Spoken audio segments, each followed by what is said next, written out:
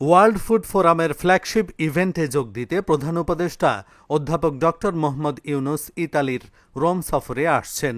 সফরসূচি অনুযায়ী অধ্যাপক ইউনুস ফোরামের মূল FOA অধিবেশনে আমন্ত্রিত অতিথি হিসেবে ভাষণ দেবেন।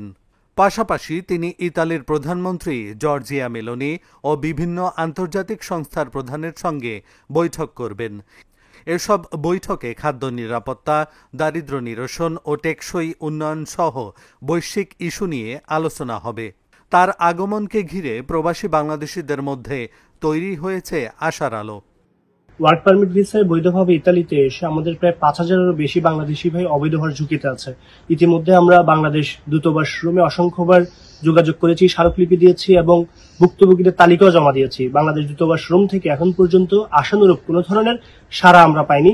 আমরা মনে করছি ইতালি সফরে প্রধান উপদেষ্টা ডক্টর মোহাম্মদ ইউনুস স্যার আমাদের এই বিষয়টিকে খুব গুরুত্ব সহকারে বিবেচনা করবেন এবং ইতালির প্রধানমন্ত্রীর সাথে যথোপযোগী আলোচনার মধ্যে দিয়ে এই সংকট নিরসন হবে বলে আমাদের বিশ্বাস। এখানে অনেক নারী উদ্যোক্তা রয়েছে, কিন্তু আমরা সঠিক পরামর্শ না পাওয়ার কারণে অনেক সামনের দিকে এগিয়ে যেতে পারছে না।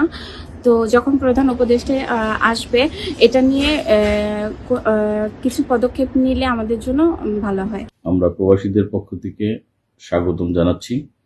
আগামী 13/10/2025 তাকে স্বাগতম জানানোর জন্য প্রবাসী রেমিটেন্স যোদ্ধাদের পক্ষ থেকে এক বিশাল বহর নিয়ে তাকে আমরা স্বাগতম জানাবো।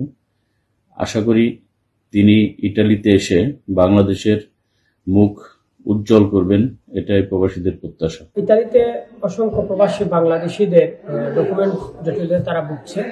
তো আমরা চাই যে এই জটিলতা অতি সহজে সমাধান করতে একটাই রাস্তা, যেটি হচ্ছে আমাদের ডক্টর প্রফেসর ইউনুস, যিনি আমাদের বাংলাদেশের প্রধান উপদেষ্টা, তিনি আমাদের ইতালির প্রধানমন্ত্রী জর্জিয়া মেলোনির সাথে একটি বৈঠকের কথা রয়েছে এবং আমরা চাই তিনি সেই বৈঠকে আমাদের প্রবাসীদের কথা তুলে ধরবেন এবং আমাদের এই সমস্যাগুলোর জন্য তিনি সহজেই সমাধান করতে পারেন। ওয়ার্ল্ড ফুড ফোরাম মূলত জাতিসংঘের খাদ্য ও কৃষি সংস্থা আয়োজিত একটি প্ল্যাটফর্ম, যেখানে বিশ্বব্যাপী নীতি নির্ধারক, গবেষক ও উদ্যোক্তারা একত্রিত হয়ে খাদ্য ব্যবস্থার ভবিষ্যৎ নিয়ে মতবিনিময় করেন।